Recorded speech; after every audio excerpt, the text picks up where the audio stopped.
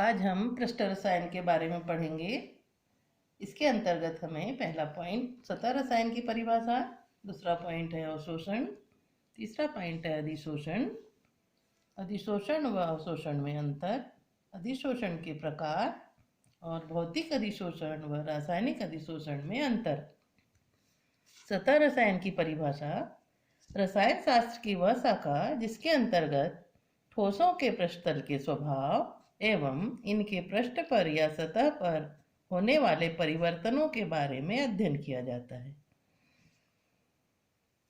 सतह रसायन के अंतर्गत जो पृष्ठतल है, पृष्ठतल को समझने के बहुत जरूरी है।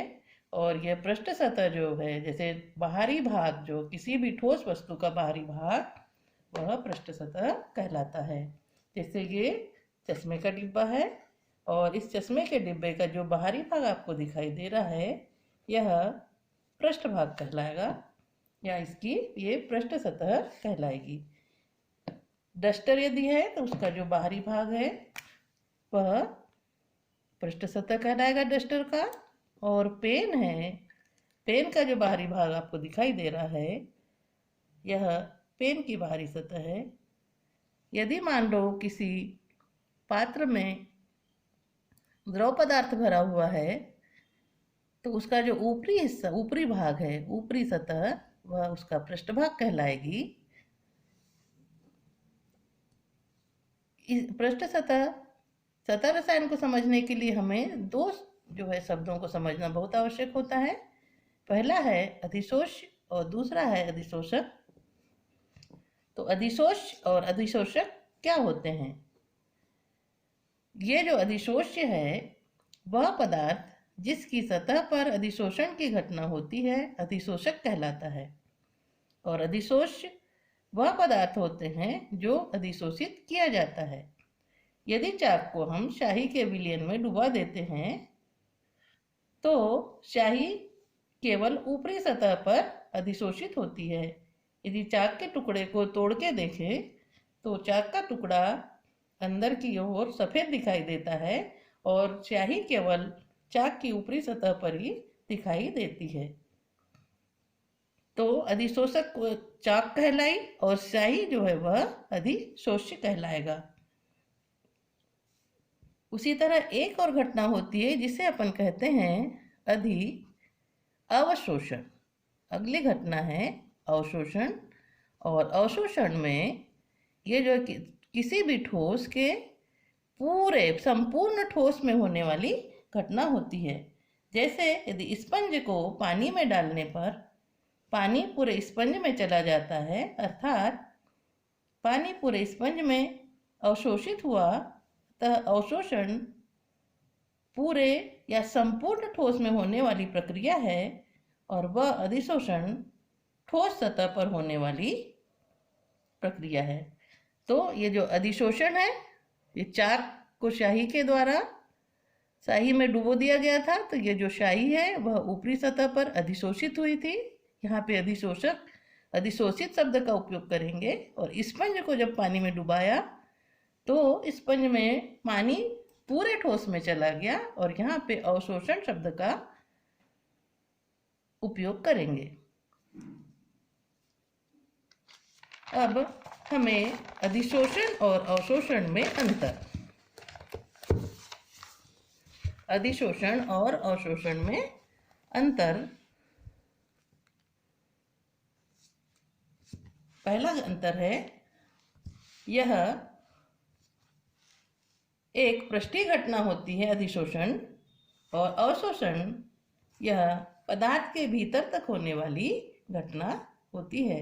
अधिशोषण में प्रारंभ में तीव्र गति से होता है एवं बाद में अधिशोषण जो है कि प्रक्रिया धीमी हो जाती है। और अवशोषण की दर प्रारंभ से अंत तक समान होती है। अधिशोषण को अधिशोषक से अलग आसानी से किया जा सकता है, और जब अधिशोष्य को अधिशोषक से अलग किया जाता है वह घटना विशोषण कहलाती है। और अवशोषित पदार्थ को अवशोषक से अलग करने के लिए विशेष विधियों का प्रयोग किया जाता है।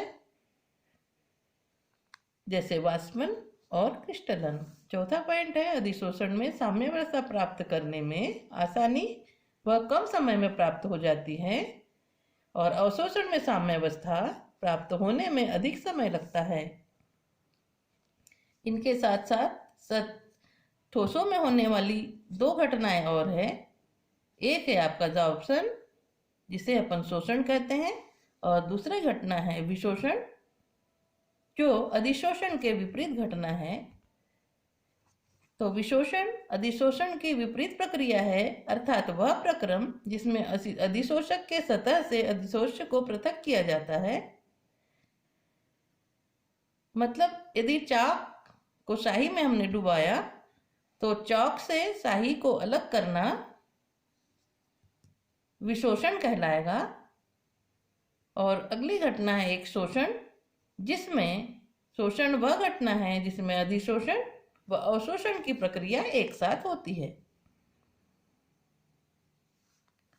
अगर सिलिका जेल की बात करते हैं तो सिलिका जेल यदि वायुमंडल में रखा जाता है तो बाहरी सतह पर पानी अधिशोषित होता है तो वह जॉर्सन होगा, और कुछ बहुत देर तक यदि वायु में रखा गया तो वह पूर्ण रूप से अवशोषित हो जाता है। इस प्रकार सिलिका जेल में अधिशोषण और अवशोषण दोनों की घटना हुई और यह प्रक्रिया शोषण कहलाएगी। अगला पॉइंट है शोषण के प्रकार। अधिशोषण के प्रकार, दो प्रकार का अधिशोषण होता है। पहला भौतिक अधिशोषण जिसे फिजिकल एडसॉर्प्शन, और नंबर 2 है रासायनिक अधिशोषण या इसे रसावशोषण या केमिकल एब्जॉर्प्शन भी कहते हैं।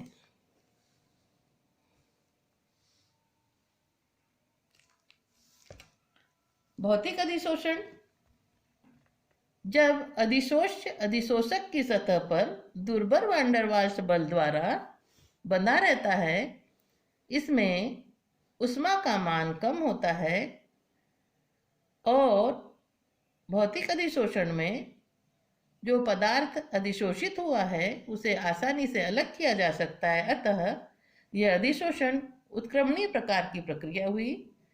जैसे अक्रिय गैसों के पृथक्करण की दीवार विधि में नारियल के चारकोल में सभी अक्रिय गैसों का अधिशोषण हो जाता है और इसे अलग अलग ताप पर गर्म करके आसानी से पृथक किया जा सकता है।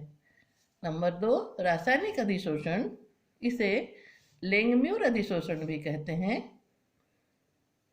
रासायनिक अधिशोषण में अधिशोष्य के अणु अधिशोषक की सतह पर रासायनिक बंधों द्वारा जुड़े होते हैं, अर्थात अधिशोष्य और अधिशोषक के मध्य में मजबूत बंध बना हुआ होता है। इसमें अधिशोषण का मान अधिक होता है और अधिशोष्य और अधिशोषक को अपन आसानी से अलग नहीं कर सकते। अतः यह प्रक्रम अनुत्क्रमणीय प्रक्रम है। जैसे H2 का निकिल पर अधिशोषण रासायनिक अधिशोषण की घटना है और O2 का टंगस्टन पर अधिशोषण या अधिशोषित होना रासायनिक अधिशोषण की घटना है। अगला प्रश्न लिखिए, भौतिक अधिशोषण व रासायनिक अधिशोषण में अंतर। पहला पॉइंट है भौतिक अधिशोषण में अधिशोषक व अधिशोष्य के मध्य दुर्बल वैन डर वाल्स बल के कारण उत्पन्न होता है। रासायनिक अधिशोषण अधिशोषक व अधिशोष्य के मध्य रासायनिक बंध बनने के कारण होता है। भौतिक अधिशोषण की घटना उत्क्रमणीय प्रकृति की होती है, जबकि रासायनिक अधिशोषण अनुत्क्रमणीय होता है। यह मजबूती से रासायनिक बंध से बने होने के कारण इसे आसानी से अलग नहीं किया जा सकता, इसे तोड़ा नहीं जा सकता। नंबर 3, इसमें अधिशोषण की एंथैल्पी कम होती है, 20 से 40 किलो जूल पर मोल। इसमें अधिशोषण की एंथैल्पी अधिक होती है, 30 से 240 किलो जूल पर मोल होती है। चौथा पॉइंट, इसके लिए निम्न ताप सहायक है। कम ताप पर भौतिक अधिशोषण की घटना हो जाती है और यदि ताप बढ़ाया जाता है तो भौतिक अधिशोषण घटने लगता है। इसमें रासायनिक अधिशोषण में यह प्रक्रिया जो है, रासायनिक अधिशोषण की प्रक्रिया उच्च ताप पर होती है और ताप बढ़ाने पर बढ़ता है। भौतिक अधिशोषण बहुपर्तीय होता है, जबकि रासायनिक अधिशोषण एक परतीय होता है।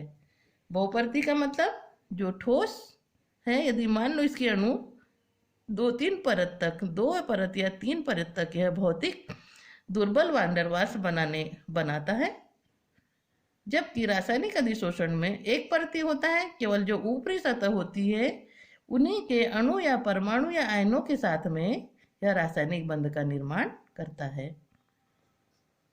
भौतिक अधिशोषण विशिष्ट नहीं होता, जबकि रासायनिक अधिशोषण स्वभाव से अत्यंत विशिष्ट होता है। भौतिक अधिशोषण में पृष्ठ पर कोई यौगिक नहीं बनता है। रासायनिक अधिशोषण में पृष्ठ पर रासायनिक बंध से यौगिक बनता है।